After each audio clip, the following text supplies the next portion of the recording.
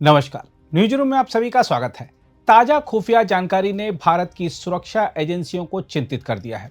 रिपोर्टों के अनुसार पाकिस्तान में सक्रिय आतंकवादी संगठन लश्कर ए तैयबा अब भारत पर हमलों के लिए बांग्लादेश को नए लॉन्च पैड के रूप में विकसित करने की कोशिश में है। बताया जा रहा है कि यह योजना अंतर्राष्ट्रीय आतंकी हाफिज सईद के नेतृत्व में चल रही है। हम आपको बता दें कि यह खुलासा एक वीडियो रिकॉर्डिंग से हुआ है जो 30 अक्टूबर को पाकिस्तान के खैरपुर तमीवाली में हुई एक रैली का है। इस रैली में लश्कर के वरिष्ठ कमांडर सैफुल्लाह सैफ ने खुलकर कहा कि हाफिज सईद चुप नहीं बैठा है, वह बांग्लादेश के रास्ते भारत पर हमला करने की तैयारी कर रहा है। उसने दावा किया कि लश्कर के कार्यकर्ता पहले से ही पूर्वी पाकिस्तान यानी बांग्लादेश में सक्रिय हैं और वे ऑपरेशन सिंदूर का जवाब देने के लिए तैयार हैं। रिपोर्ट के अनुसार हाफिज सईद ने अपने एक विश्वस्त सहयोगी को बांग्लादेश भेजा है, जिसका काम वहां के युवाओं को जिहाद के नाम पर उकसाना और आतंकवादी प्रशिक्षण देना है।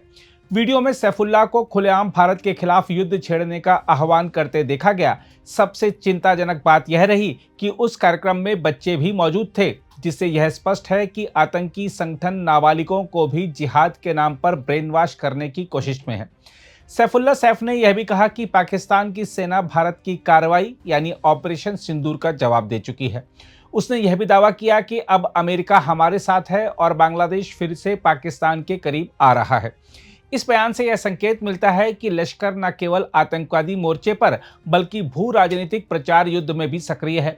भारत की खुफिया एजेंसियों ने इस जानकारी को बेहद गंभीरता से लिया है और अब बांग्लादेश सीमा से होने वाली घुसपैठ पर निगरानी बढ़ा दी गई है। देखा जाए तो भारत की सुरक्षा व्यवस्था के सामने यह खबर एक बहुआयामी खतरे की घंटी के समान है। अब तक भारत की आतंकवाद रोधी रणनीति का प्रमुख फोकस पश्चिमी सीमा यानी पाकिस्तान अधिकृत कश्मीर और पंजाब सीमा पर रहा है, किंतु इस ताजा खुलासे से यह स्पष्ट है कि लश्कर ए तैयबा अब भारत के पूर्वी छोर यानी बांग्लादेश की दिशा में एक नया आतंकवादी मोर्चा खोलने का प्रयास कर रहा है। यह रणनीतिक बदलाव केवल एक आतंकवादी चाल नहीं बल्कि पाकिस्तान की राज्य प्रेरित भू राजनीतिक नीति का विस्तार है।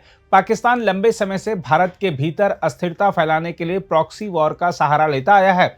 जब पश्चिमी सीमा पर भारतीय सेना की जवाबी कार्रवाई और कूटनीतिक दबाव से उसकी गतिविधियां सीमित हुई, तब उसने अब एक नया यानी पूर्वी गलियारा तलाशने की कोशिश की है। हम आपको याद दिला दें कि हाल ही में बांग्लादेश की राजधानी ढाका में पाकिस्तान की खुफिया एजेंसी आईएसआई का प्रकोष्ठ स्थापित करने की घोषणा की गई थी। यह बात तब सामने आई थी जब पाकिस्तानी सेना के एक शीर्ष जनरल ने कुछ समय पहले बांग्लादेश का दौरा किया था। दूसरी ओर भारत के लिए चिंता की बात यह है कि बांग्लादेश की सीमा अपेक्षाकृत शांत रही है, लेकिन अब वहां निगरानी और बढ़ानी होगी। अब सुरक्षा एजेंसियों को पश्चिमी मोर्चे की तरह पूर्वी मोर्चे पर भी संवेदनशीलता और सतर्कता बढ़ानी होगी। इससे सीमा सुरक्षा बल और खुफिया तंत्र पर अतिरिक्त बोझ पड़ेगा। देखा जाए तो बांग्लादेश से भारत में अवैध घुसपैठ और सीमांत व्यापार पहले से ही एक सामाजिक आर्थिक चुनौती रहा है। यदि इसी चैनल से आतंकवादी घुसपैठ करने लगें तो असम, पश्चिम बंगाल और त्रिपुरा जैसे राज्यों में आंतरिक सुरक्षा संकट पैदा हो सकता है। यदि लश्कर का नेटवर्क बांग्लादेश में पैर पसारता है तो यह पूरे दक्षिण एशिया में कट्टर इस्लामी उग्रवाद के लिए नया प्रजनन केंद्र बन सकता है। इससे भारत के सीमांत क्षेत्रों में भी सांप्रदायिक तनाव बढ़ने की संभावना है। इसके अलावा सैफुल्लाह का अमेरिका हमारे साथ है वाला दावा भले झूठा हो, पर यह दर्शाता है कि पाकिस्तान प्रचार युद्ध के माध्यम से अंतर्राष्ट्रीय धारणा बदलने की कोशिश कर रहा है। भारत को इस स्तर पर राजनयिक प्रत्युत्तर देना होगा ताकि पाकिस्तान के झूठे दावों का खंडन वैश्विक मंचों पर प्रभावी रूप से हो सके। साथ ही वीडियो में बच्चों की मौजूदगी का तथ्य केवल नैतिक रूप से नहीं बल्कि सामरिक दृष्टि से भी खतरनाक संकेत देता है। यह स्पष्ट है कि लश्कर जैसे संगठन अब आने वाली पीढ़ी को भी जिहाद के नाम पर प्रशिक्षित कर रहे हैं। यह भारत के लिए सबसे कठिन चुनौती है, क्योंकि यह मानसिक युद्ध का हिस्सा है जिसमें आतंकवाद केवल हथियारों से नहीं विचारों से फैलाया जा रहा है। भारत को इस उभरते खतरे से निपटने के लिए सीमा निगरानी, ड्रोन सर्विलांस और इंटर एजेंसी समन्वय को और मजबूत करना होगा। बहरहाल हाफिज सईद और उसके संगठन की यह नई साजिश इस बात का प्रमाण है कि भारत के खिलाफ पाकिस्तान का आतंकवादी तंत्र अब भूगोल बदल रहा है, पर लक्ष्य वही है, भारत को अस्थिर करना। यह खतरा केवल सीमांत सुरक्षा का नहीं बल्कि राष्ट्र की रणनीतिक एकता और मानसिक दृढ़ता का भी परीक्षण है। भारत को इस चुनौती का सामना न केवल सैनिक शक्ति से बल्कि कूटनीतिक दूरदर्शिता और वैचारिक दृढ़ता से भी करना होगा। चूंकि आतंक की दिशा बदली है पर लक्ष्य नहीं, इसलिए भारत को अपनी रणनीति को भी उतना ही लचीलापन और तीव्रता से बदलना होगा। खैर, आइए देखते हैं इस मुद्दे पर क्या कह रहे हैं रक्षा सुरक्षा मामलों के विशेषज्ञ अनिल गौर। देखिए, जिस हिसाब से पाकिस्तान जो है वो अपने जो जिहादी एलिमेंट्स हैं उनको कंट्रोल करने में नाकाम है या उनको शह दे रहा है। लगता है कि पाकिस्तान अपना वजूद जो है, जिस हिसाब से आज दुनिया देखती है पाकिस्तान को, जिस हिसाब से उसका नक्शा है उस दुनिया के अंदर, वो बदलाना चाहता है। हमारे प्रधानमंत्री जी ने बड़ा क्लियरली कहा है, ऑपरेशन सिंदूर जो है वो खत्म नहीं हुआ और कोई भी टेररिस्ट एक्ट जो है हिंदुस्तान के खिलाफ वो एक्ट ऑफ वॉर होगा।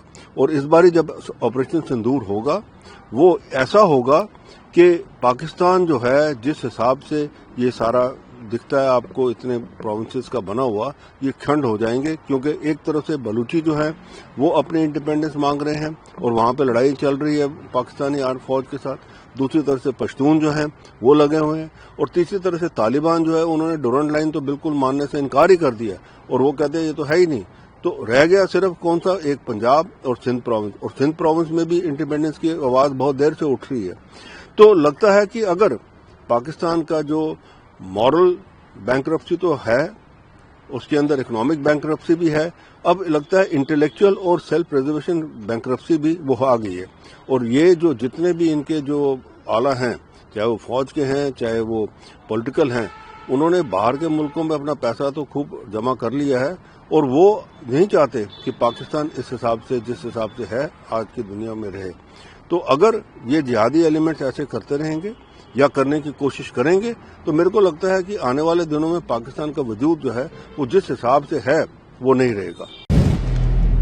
अगर आप भी लेना चाहते हैं देश दुनिया की तमाम जानकारी तो आज ही सब्सक्राइब करें हमारे चैनल को। साथ ही नीचे दिए बेल आइकन को जरूर दबाएं ताकि हर अपडेट आप तक पहुंच सके।